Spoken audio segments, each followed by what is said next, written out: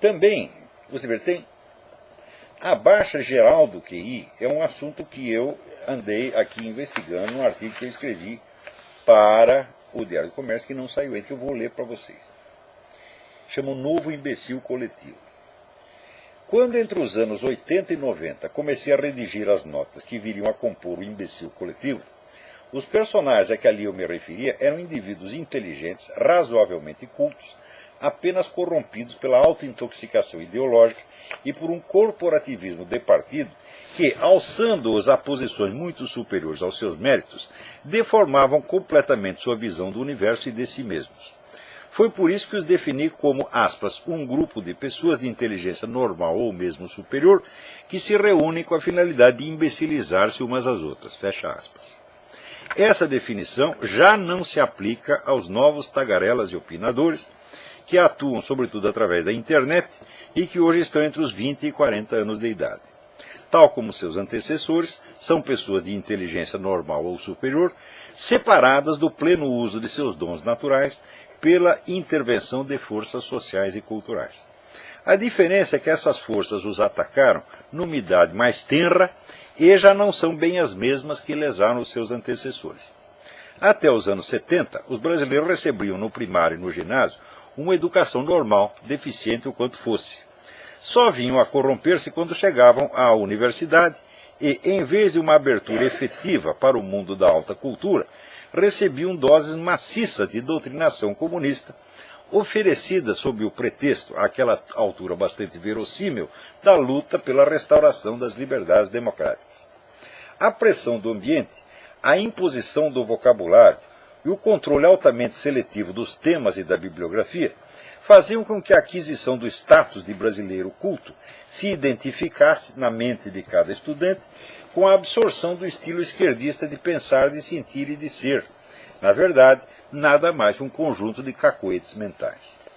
O trabalho dos professores doutrinadores era complementado pela grande mídia, que, então já amplamente dominada por ativistas e simpatizantes de esquerda, envolvia os intelectuais e artistas da sua preferência ideológica numa aura de prestígio sublime, ao mesmo tempo que jogava na lata de lixo do esquecimento os escritores e pensadores considerados inconvenientes, exceto quando podiam explorá-los como exceções e sua própria raridade e exotismo confirmavam a regra.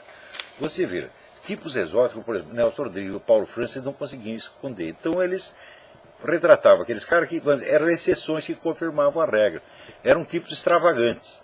Né? Agora, quando o sujeito, nada tinha de extravagante, era o sujeito normal e um grande escritor, e fosse conservador, daí eles sumiam como fizeram com Gustavo Corsão, desapareceram com o Corsão. Não tinha como reaproveitá-lo, não tinha como fazer dele o palhaço do circo, tá entendendo? Como fizeram com Nelson Rodrigues e Paulo Francis. Né? E outros inúmeros escritores, você vê, todos os colunistas que havia na época. Hoje do dia mesmo eu estava comentando o Nicolas Boer. Nicolas Boer era um padre húngaro que escreveu um livro, passou pelos Estados Unidos, aqui escreveu um livro importantíssimo sobre a vida do cardeal Mindszenty. Cardeal Mindszenty é aquele que ficou 20 anos em prisão domiciliar na Hungria. Né? E daí foi para o Brasil, e no Brasil se tornou um excelente analista político, escrevia semanalmente para o Estadão, dava aulas aqui na PUC, etc. Sumiram com Nicolas Boer. Né?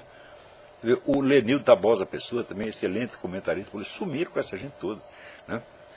Então, bom, criada e mantida pelas universidades, pelo movimento editorial e pela mídia impressa, a atmosfera de imbecilização ideológica era, por assim dizer, um produto de luxo, só acessível às classes média e alta, deixando intacta a massa popular. A partir dos anos 80, a elite esquerdista tomou posse da educação pública, aí introduzindo o sistema de alfabetização socioconstrutivista, concebida por pedagogos esquerdistas como Emília Ferreiro, Lev Vygotsky e Paulo Freire, para implantar na mente infantil as estruturas cognitivas aptas a preparar o desenvolvimento mais ou menos espontâneo de uma cosmovisão socialista, praticamente sem necessidade de doutrinação explícita. É por isso que hoje eu sou contrário ao uso do termo doutrinação. O pessoal, vamos protestar contra a doutrinação comunista nas escolas. Falo, não há mais doutrinação, não precisa. Nós passamos por uma outra etapa. Agora a etapa, vamos dizer, da imbecilização desde a infância. Né? Do ponto de vista do aprendizado, do rendimento escolar dos alunos e, sobretudo, da alfabetização, os resultados foram catastróficos. Não há espaço aqui para explicar a coisa toda, mas, em resumidas contas, é o seguinte. Todo idioma compõe-se de uma parte mais ou menos fechada, estática, estável e mecânica, o alfabeto, a ortografia, a lista de fonemas e suas combinações, as regras básicas da morfologia e da sintaxe, e de uma parte aberta, movente e fluida, o universo inteiro dos significados, dos valores, das nuances e das intenções de discurso. A primeira aprende-se eminentemente por memorização e exercícios repetitivos. A segunda, pelo autoenriquecimento intelectual permanente, pelo acesso aos bens de alta cultura, pelo uso da inteligência comparativa crítica analítica e, last not least, pelo exercício das habilidades pessoais de comunicação e expressão. Sem o domínio adequado da primeira parte, é impossível orientar-se na segunda. Seria como saltar e dançar antes de ter aprendido a andar. É exatamente essa inversão que o socioconstrutivismo impõe aos alunos, pretendendo que participem ativamente e até criativamente do universo da cultura, antes de ter os instrumentos de base necessários à articulação verbal de seus pensamentos, percepções e estados interiores. O socioconstrutivismo mistura a alfabetização com a aquisição de conteúdos, com a socialização e até com o exercício da reflexão crítica, tornando o processo enormemente complicado e, no caminho, negligenciando a aquisição das habilidades fonético-silábicas elementares, sem as quais ninguém pode chegar a um domínio suficiente da linguagem. Agora você veja, o pessoal comunista é safado mesmo, porque eles, no Ocidente, eles espalham esse socioconstrutivismo e criam uma devastação geral. Você acha que eles adotam isso no país deles? Na China não tem socioconstrutivismo nenhum, meu filho. Você vai lá, aprende as sílabas, aprende o alfabeto e faz aquela repetição toda. E é por isso que os chineses dão de 10 a 0 nos outros em todos os testes internacionais, porque ainda aprende pelo método antigo. Você vê, na França acabam de banir o socioconstrutivismo depois de 30 anos de devastação. O negócio, um dos países onde a coisa primeiro se disseminou foi lá, graças àquele infeliz do Jean Piaget, tá certo? Que o Jean Piaget é um dos cretinos mais sofisticados do universo. Quer dizer, esse é um homem, vamos dizer, de inteligência superior para tudo, exceto para a realidade. Ele entende tudo ao contrário. No Jardim das Aflições, eu escrevi lá umas 5 partes de comentários do Jean Piaget. Leiam aquilo, você vê. Assim, é uma coisa que é tão imbecil o que ele diz, mas tão, não é possível um psicólogo falar uma coisa dessa. Né? Então, graças ao Jean Piaget, que fez muito sucesso, ele não é francês, ele é suíço, mas fez um enorme sucesso na França, adotaram a merda do socioconstrutivismo e fizeram 3 gerações de analfabetos. Então agora, finalmente, o governo francês falou, para, vamos mudar, vamos voltar ao método chinês aqui, né? Vai aprender o alfabeto, as sílabas, divisão de sílabas, vai aprender tabuada, né? Para ver se ainda dá para salvar alguma coisa. Então, o produto dessa monstruosidade pedagógica são estudantes que chegam ao mestrado e ao doutorado sem conhecimentos mínimos de ortografia e com uma reduzida capacidade de articular experiência e linguagem. Na universidade aprendem a macaquear o jargão de uma ou várias especialidades acadêmicas que, na falta de um domínio razoável da língua geral e literária, compreendem de maneira coisificada, quase fetichista, permanecendo quase sempre insensíveis às nuances de sentido e incapazes de aprender na prática a diferença entre um conceito e uma figura de linguagem. Em geral, não tem sequer o senso da forma, seja no que leem, seja no que escrevem. Olha, você pode fazer um exercício. Cada artigo meu que eu escrevo, ele tem uma forma. Né? Eu desenvolvo aquilo como se fosse, vamos dizer, um tema musical que você está desenvolvendo até chegar no ponto final. A essência da forma é absolutamente essencial, tá certo? Na literatura em geral e até, vamos dizer, no jornalismo de certa qualidade. Não para uma simples reportagem, mas para artigo, para comentário. O artigo comentário tem que ter já uma qualidade literária, tá certo? A mais, né? Mesmo nas reportagens, você tem o senso da forma, você tem a estrutura do texto. Hoje em dia as pessoas escrevem que não tem estrutura. Você lê lá, você lê o Júlio Lemos, você lê o Adriano Corrêa, não tem estrutura, aquela coisa não tem forma, pô. No máximo é assim, é uma coisa mecânica. Vai justapondo um parágrafo, outro parágrafo, outro parágrafo. Eu digo, bom, É o máximo que conseguiu fazer. Agora, eu me lembro, por exemplo, quando começou no jornalismo, você tinha a ideia da estrutura em pirâmide. Quer dizer, você tem que colocar, né, a parte central da notícia em cima.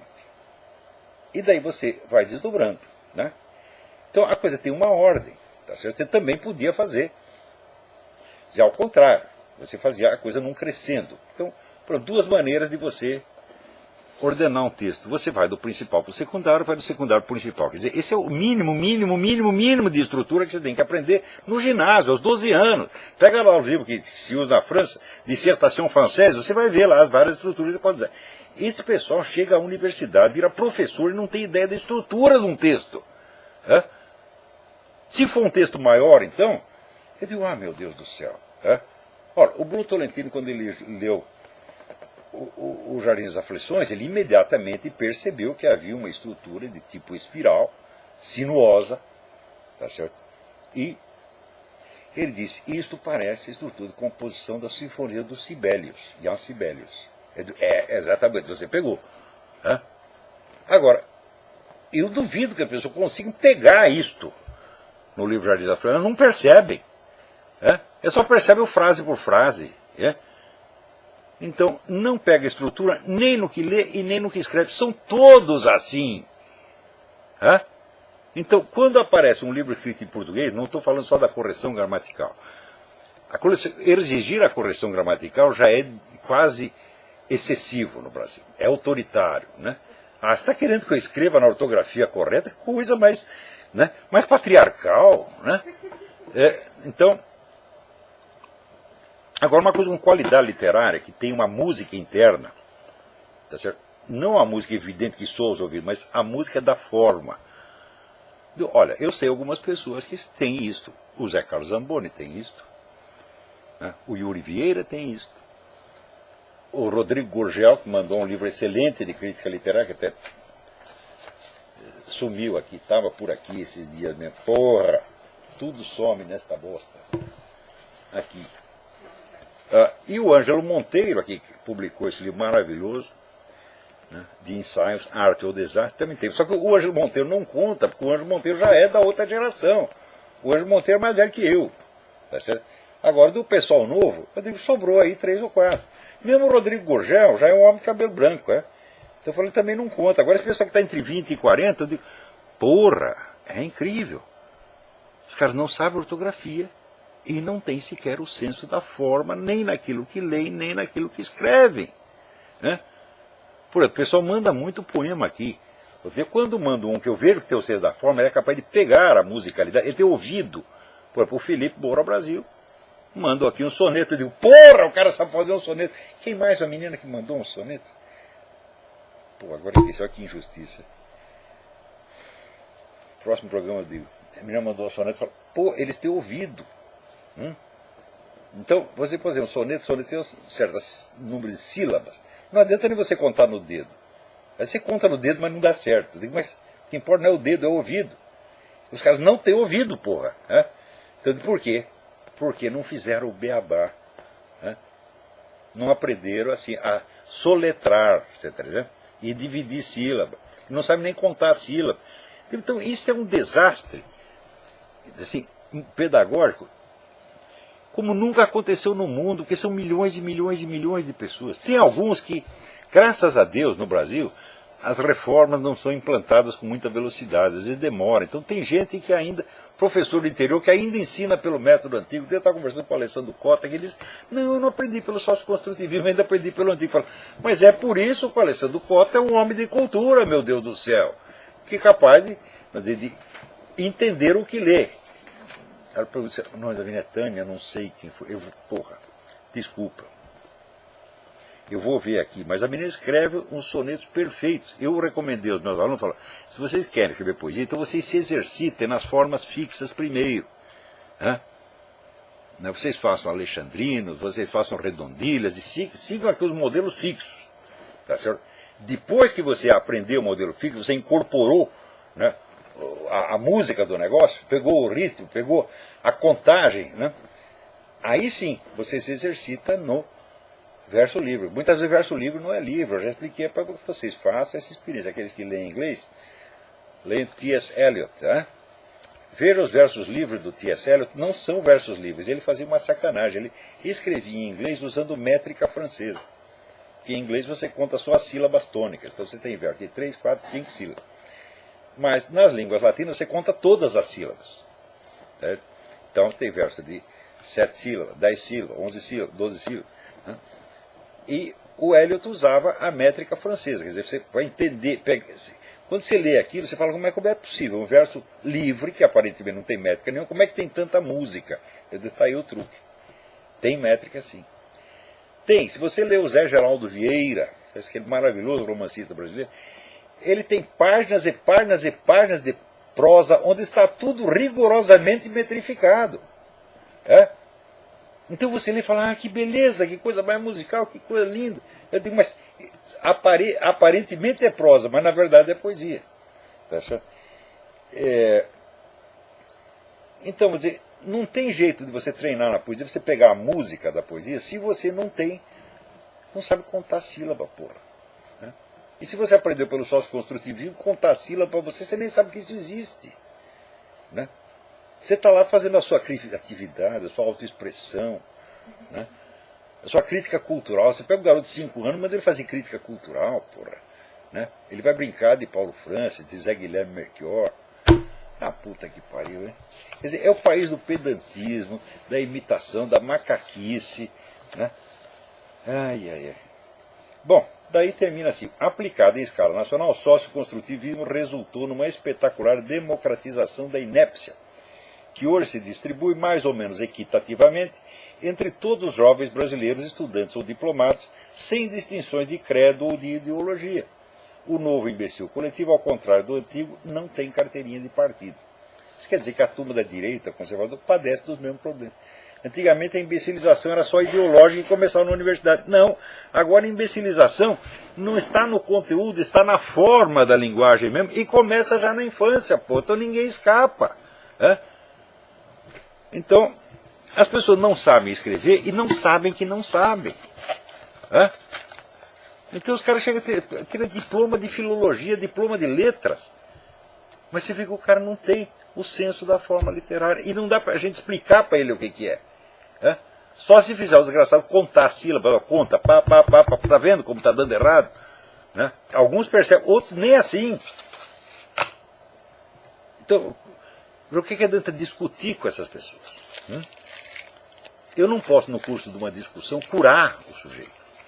Tem uma deficiência mental. Porque isso aqui cria um problema neurológico, meu filho. Eu não posso curar você no curso de uma discussão. Então, eu não posso provar as coisas que eu estou dizendo, porque você não tem capacidade de você apreender o que eu estou dizendo.